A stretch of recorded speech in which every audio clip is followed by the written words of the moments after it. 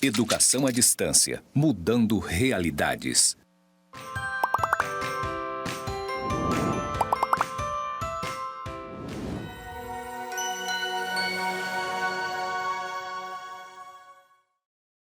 Saudações, pessoas! Sejam bem-vindos aos cursos do Instituto Federal de Educação, Ciência e Tecnologia de Rondônia, o IFRO Campus Porto Velho, Zona Norte.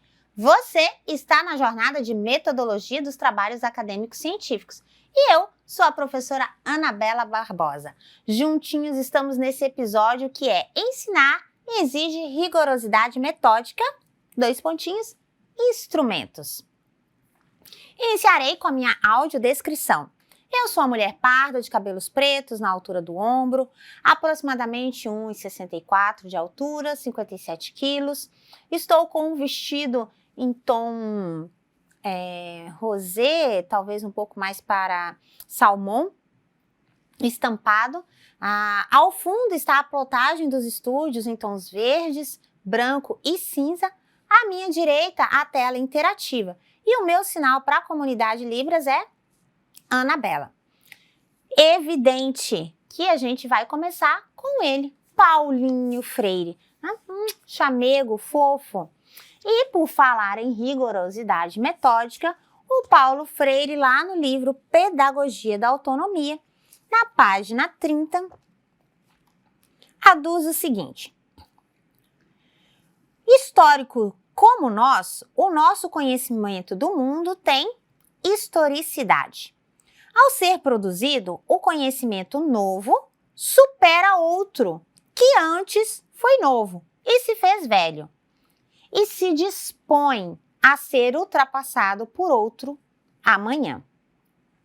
Daí que seja tão fundamental conhecer o conhecimento existente, quanto saber que estamos abertos e aptos à produção do conhecimento ainda não existente. Fantástico, maravilhoso, perfeito. O que ele quer dizer? Aptos à produção do conhecimento ainda não existente. Como é que eu vou gerar esse conhecimento não existente? Por meio da pesquisa. Como é que eu faço pesquisa? Ela começa com a curiosidade que me inquieta. A partir dessa curiosidade, eu me coloco no movimento de busca. Essa busca para alçar voos de rigorosidade, de cientificidade, é necessário cumprir certos procedimentos metodológicos. O rigor científico, o rigor metodológico garante cientificidade à produção do meu conhecimento. Diante desse novo conhecimento, eu tenho então a condição de tomar consciência e tomar decisão para intervir no mundo e, portanto, transformá-lo a melhor evidente. Claro. Então, diante dessa inspiração, vamos aí entender quais são os instrumentos que nos permitem obter e construir esses conhecimentos. Acompanhe aqui na tela interativa. A gente fez aí um percurso sobre o que é conhecimento, paradigma do conhecimento, da complexidade, do plano cartesiano, a natureza de uma pesquisa, se ela é básica ou se ela é aplicada, a abordagem, se ela é qualitativa, quantitativa, o tipo, se é exploratória, explicativa. A gente também já fez uma iniciação no método, conhecendo de modo bastante superficial o método dedutivo, indutivo, hipotético, dialético e fenomenológico. Passamos para compreender quais são as técnicas utilizadas para desenvolver essa prática do conhecer e chegamos aos instrumentos. Bom, o que são os instrumentos? Diferenciam-se um pouquinho das técnicas. Os instrumentos são procedimentos mais diretos, mais objetivos, mais imediatos e são utilizados para a coleta ou a construção de dados, a depender da sua inspiração teórica. E são fontes de obtenção dessas informações. Então, o que acontece aqui? Acontece que para eu, dependendo da minha inspiração teórica, então se eu estou numa corrente, por exemplo, que me fundamenta no Paulo Freire, no Pedro Demo, eu vou ter, a terminologia que eu vou utilizar é construção de conhecimento, porque esses autores acreditam que é um processo, assim inspirados também em Jean Piaget, de que o conhecimento se constrói, se desconstrói e se reconstrói. Já se você está se você se pauta por um arcabouço teórico mais estruturalista, mais objetivista, como, por exemplo, o plano cartesiano do René Descartes, ou autores que se concentram na ideia de que o conhecimento ele deve ser obtido, então você vai para uma linha mais de, coleta de dados, né? Você faz uma coleta, como se o conhecimento já estivesse ali e você estivesse pegando esse conhecimento. Então, depende da sua inspiração teórica. De todo modo, há procedimentos para a coleta, construção do conhecimento. Alguns mais intensos, outros mais simplórios, mas não é a intensidade ou a simplicidade do instrumento, e sim a interpretação teórica e o diálogo teórico sobre esses dados, sobre essas informações que vão conferir, não é, a importância do estudo, tá? Então, não é, ele usou um questionário, então a pesquisa dele tem menos importância. Não, não é um instrumento que vai dar importância à pesquisa, mas sim o diálogo teórico a respeito dos dados. O que é esse diálogo teórico? Bom, você tem uma inspiração teórica, suponhamos que seja o Paulo Freire. E aí você procedeu, escolheu um método, escolheu uma abordagem, um tipo, uma técnica e escolheu um instrumento para obter esses dados. E depois que você obteve esses dados, você traçou uma reflexão sobre esses dados. Essa reflexão onde que você discute esse dado sobre a ótica desse autor, então esse diálogo, né, essa contraposição, essa dialética, essa flexão, essa ação, reflexão, ação, ela é que garante, ela que confere importância à sua pesquisa. Tanto mais, de repente você tem dados importantíssimos, dados assim, muitos dados, mas o diálogo, a reflexão sobre esses dados, ela é rasa. E aí, portanto, a sua pesquisa não vai ter tanta importância no meio acadêmico e contribuição social. Portanto, os instrumentos, as técnicas, todo o percurso metodológico, ele está literalmente, diretamente, enviesadamente ancorado com um arcabouço na teoria. A teoria a gente chama de fundamentação teórica, mas isso é tópico para outro episódio, porque é bem mais complexo do que a gente imagina. Nesse episódio são os instrumentos. E aí, alguns dos instrumentos, é claro que não estão todos aqui, a gente trouxe alguns e também a sua explanação será de modo bastante resumido. Evidentemente, são generalizações. Bom, um dos principais instrumentos para você obter dados, construir dados, é a leitura. Claro, não é? Não existe nenhum procedimento mais básico de pesquisa senão a leitura. A leitura é o procedimento básico, inicial. Sem leitura, você não consegue desenvolver nenhum tipo de pesquisa. Você precisa ler para descobrir qual que é o método, qual que é a técnica, qual que é o instrumento, qual é o autor, né? Quais as informações que já se tem sobre aquele tema. Então, a leitura é um instrumento de coleta de dados basilar. Toda pesquisa vai passar pela leitura. Agora, é claro, né, tem processos de leitura. Você pode fazer uma leitura silenciosa, você pode fazer um fichamento, você pode fazer uma análise, você pode fazer um resumo. Existem outros procedimentos utilizados para amplificar a leitura, tá? Um outro instrumento para se obter dados é o questionário e o formulário. Vamos falar dos dois juntos, que os dois são muito parecidos. Bom, o questionário, ele é realizado, ele geralmente, tanto o questionário quanto o formulário, ele tem perguntas e respostas. Essas perguntas e essas respostas podem ser abertas ou fechadas. Elas podem ser padronizadas ou não padronizadas. O que são perguntas abertas e fechadas? Perguntas fechadas. Você possui graduação? Sim ou não? É uma pergunta fechada. São só essas duas opções. Não tem uma terceira, uma quarta, uma quinta opção. Só essas duas opções. Não tem um comentário sobre. São essas opções. Então, isso é uma pergunta fechada. Uma pergunta aberta. Quais são as suas percepções sobre a licenciatura em pedagogia? Sobre a graduação em gestão pública? Sobre o curso técnico em finanças? Então, são percepções, é algo aberto, você vai escrever a respeito, não é uma resposta que já, não se tem uma resposta já, mas vamos ver o que você traz. Não são perguntas abertas. Padronizadas. Padronizadas é que elas vão seguir um padrão. Então, serão todas de múltipla escolha, serão de grade, serão de seleção, serão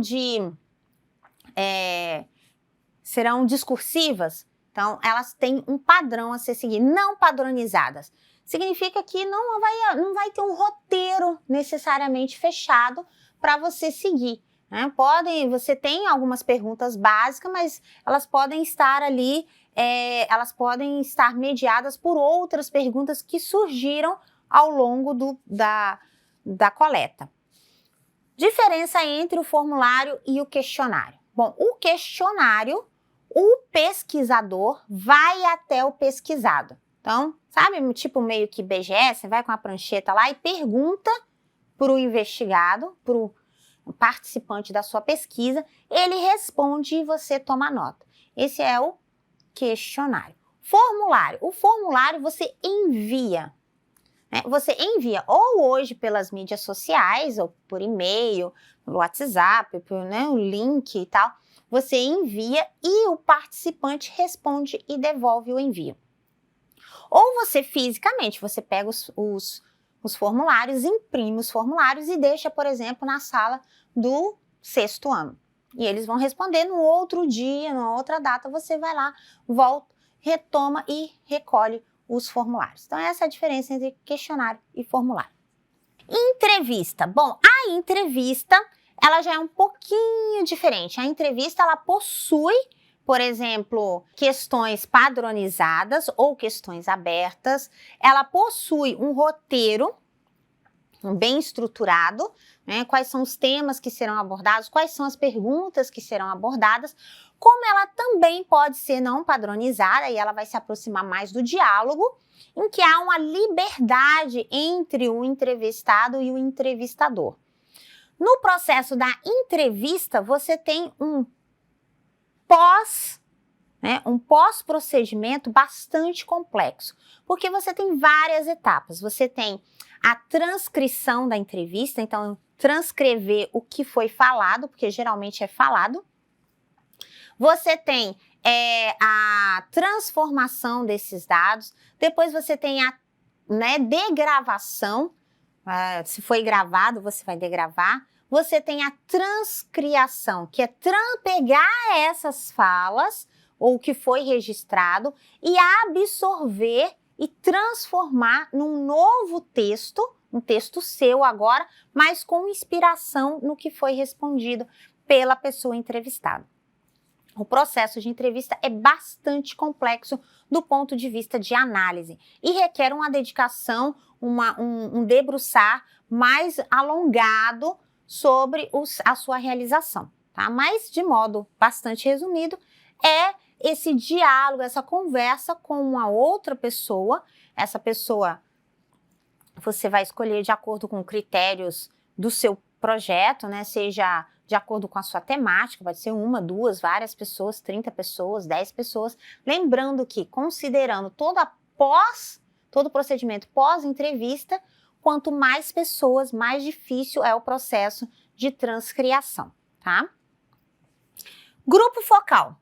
Grupo focal, ele é um diálogo, mas em que você escolhe especificamente as pessoas com base em um determinado critério. E há uma recorrência no diálogo com essas pessoas. Então, o grupo focal é um grupo que foca, né? Tem foco, é um grupo que tem foco. Então, ele vai discutir um determinado tema. Por exemplo, as implicações do livro Pedagogia da Autonomia na formação de professores do curso de pedagogia. Um exemplo. E essas pessoas que você escolher para conversar, então, digamos que sejam os professores do primeiro ano, ou um professor do primeiro, um professor do segundo, do terceiro, do quarto ano, e esse grupo ele vai se reunir, vão ter encontros, aí você pode estabelecer encontros 1, 2, 3, 4, 5 encontros, e eles vão discutir essa temática, e o que você vai absorver não é a resposta individual, mas a resposta coletiva. O que esse grupo entende sobre o que está sendo discutido, certo? Então, diferente da entrevista, que é uma resposta pessoal, personalística, no grupo focal, eu tenho uma resposta coletiva, tá? Essa é uma das maiores diferenças. Observação. A observação é um clássico da metodologia científica. Ela cumpre em quê? Observar. Você não interfere na realidade, você não participa da realidade, você apenas olha essa realidade com um olhar científico. Você, do mesmo modo, tem que estabelecer alguns critérios de observação. Então, você vai fazer uma pesquisa sobre a estrutura ou processo de gravação de aula nos estúdios do IFRO Campus Porto Velho, Zona Norte. O que você vai observar? Você vai observar quais são os profissionais que atuam, como que o professor se comporta na frente das câmeras, que recursos de interação são utilizados, quais os equipamentos que existem, qual é a estrutura física, mas você só observa, você não interfere, você não conversa, você não participa, você não interage, tá? Você toma nota. A observação é basicamente visual, tá bom? E o que é usado muito nas ciências biológicas, nas ciências exatas e também, mais no odierno, nas ciências humanas, né, especialmente na educação, o laboratório. O laboratório, em sentido estrito, é aquele laboratório em que há manipulação de materiais. Você pode trazer à mente aquela ideia de um laboratório de ciências, um laboratório de biologia, de química, de física, é mais ou menos isso mesmo, né? Você tem num espaço de controle, então onde as ações são controladas, o estudo desse tema, desse objeto. Tá? Então, pode ser, por exemplo, um laboratório de química, pode ser um laboratório de física, pode ser um laboratório de educação, pode ser... Tá? Esses laboratórios, em sentido lato, são esses outros espaços. Mas o que consiste o estudo em laboratório? É que é um determinado espaço e que todas as ações ali são controladas. São medidas, são observadas, mas são controladas. Então, de modo geral, a gente tem aqui alguns dos principais instrumentos utilizados para a coleta ou a construção de dados. Para encerrar, a gente pode fazer um pequeno adendo sobre dado, informação e conhecimento. Bom, a primeira coisa que você obtém é o dado. O dado, ele não é aquele que tem 6 lados. Né? O dado é a primeira etapa do objeto cognoscível. É raso. Qual que é o dado que eu tenho sobre o mouse? O mouse é um equipamento tecnológico, né, com formato anatômico, com 2 teclas. Esse é um dado. Quando que ele se transforma em informação? Quando esse dado, eu estudo esse dado. Então, quais são os tipos de mouse? Quem fabrica esses mouse? Qual a finalidade desses mouse? Qual é o uso social ou a função social desse recurso tecnológico? Aí você já vai... esse dado refletido por você já passa a ser informação. E quando que ela se transforma em conhecimento? Quando aparece algo novo. O conhecimento é sempre algo novo. Como diz o Paulinho, olha lá o que. Vamos retomar o Paulinho. O que o Paulinho diz lá? Olha só. O Paulinho diz que ao ser produzido, o conhecimento novo supera outro que antes foi novo e se fez velho e se dispõe a ser ultrapassado por outro amanhã. Então, é algo novo. Conhecimento é algo novo. Então, o que eu vou trazer dessa informação que é novidade? A forma como utilizar, ou a partir dessa informação, um novo uso, né? A reflexão sobre esse usar diferente já é conhecimento. E esse conhecimento, portanto, precisa ser anunciado, que é a boa nova, é a publicação. Então, toda pesquisa vai passar por essas etapas.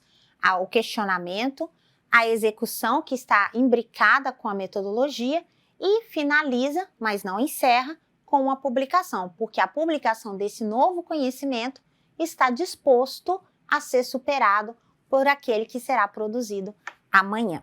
Ai, que tudo! Fantástico, né? Então vamos às nossas referências para a gente encerrar. Se você quiser saber mais, evidentemente que o material está disponível no ambiente virtual e na biblioteca. Você pode aí consultar Praticar Ciência do Pedrinho, Pedagogia da Autonomia do Paulinho, Metodologia Científica da Fabiana e Metodologia da Pesquisa em Educação do João Matar. É claro que aqui a gente trouxe generalizações. Se você quiser saber de verdade, você tem que ler, como é um instrumento básico, né, da pesquisa, que é a leitura.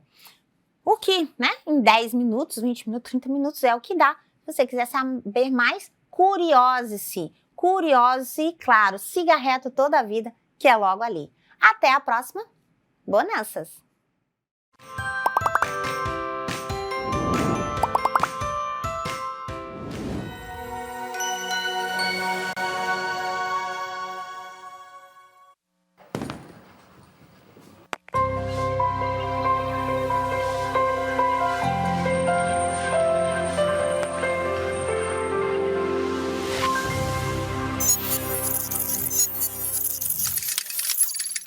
Educação à distância, mudando realidades.